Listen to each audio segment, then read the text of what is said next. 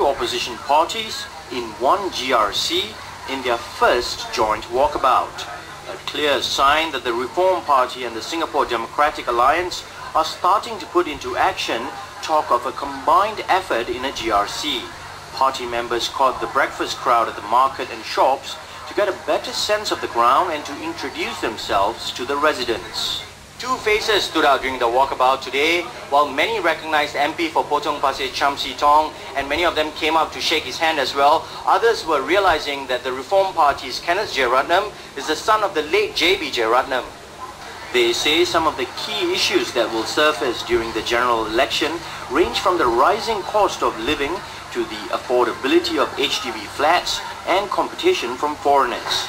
But they acknowledge the odds are stacked against them.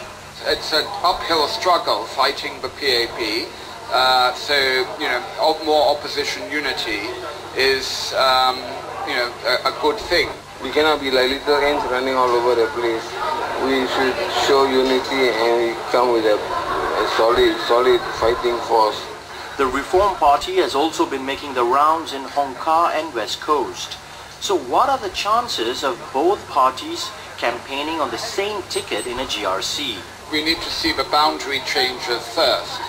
It's premature to talk about until the government release the boundary changes.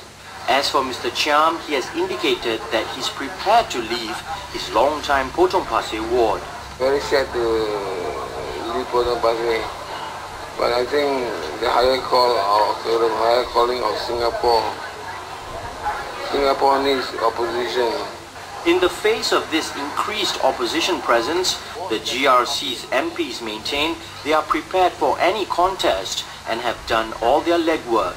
We are always ready. We are always prepared on the ground. Since the end of last election, we have been working the ground and engaging the residents and servicing them to the best of our ability. We will put in our best effort regardless of whether the opposition is eyeing our ward or not.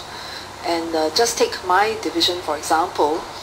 Since 2006, we have already completed 2 rounds of house visits, attending to all the residents' queries and their feedback for improvements.